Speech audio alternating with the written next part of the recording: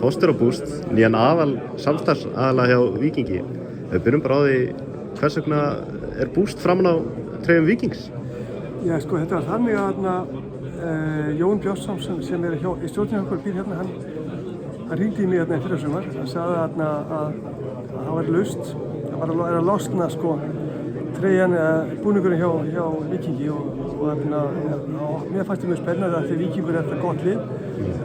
Þetta er svona meistaralið, það er svona Champions Club og okkur finnst svona gaman að geta verið með og svona að sýnast meira á Íslandi. Líka því að ég er Íslandingur, ólst upp raunverulega í Fossvoginum líka sko og finnst bara að þetta er skemmtilegt tækifæri að koma út allt. Þetta er bæði fótbolti, handbolti, þetta er yngri flokkar.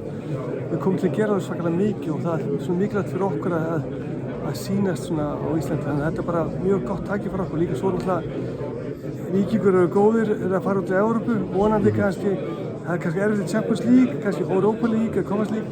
Þannig að það er möguleiki fyrir okkur að fá náttúrulega svona mikla byltingar sko. Þetta er ekki bara svona til þess að vera góðir, þetta er líka til þess að þetta er gott fyrir okkur líka, þannig að það er á aðalástæða sko. Þetta er svona, þó að þetta er svo svona, þetta er kallað styrktaraðilega, þetta er líka búið commercial og partnership sko, ef Víking gangi vel, það gengur okkur vel líka sko. Þetta halda, fyrir þig að halda í þessa tengingu, þó hafa ekki búið á Íslandi í háa herrans tíð, að halda í þessa Víkingstengingu? Já, það er gaman svona fjölskyldan mín býr hérna sko, bræður mínir og móður mín býr hérna líka sko, þannig að fjölskyldan. Ég er nokkuð ofta á Íslandi, en það er gaman að hafa þessi tengingu og bara geta að fara á völlinn þegar kemmingar okkur, það verður mjög fínt sko. Ég er mikið fyrir alltaf á völlinn í Danmark og er mikið fótbolta áhugamaður. Þannig að þetta er mjög skemmtilegt sko, og mjög gott fyrir okkur að vera sko, eins og sem við svona bara svona áberandi sko. Akkurat.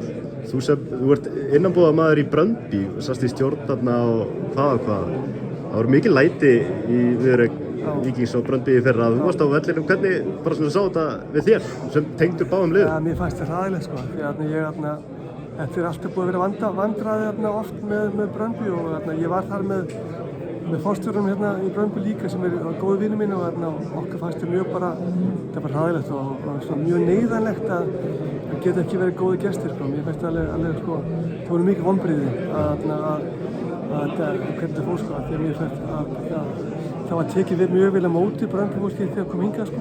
Þess vegna maður skammast sín fyrir að vera Brøndby-maður eftir Víking sko. Þú þarft ekki að hafa neinar áhyggjur frá þessi á stuðningsmönnum Víkings eða hvað? Nei, ég held það ekki sko.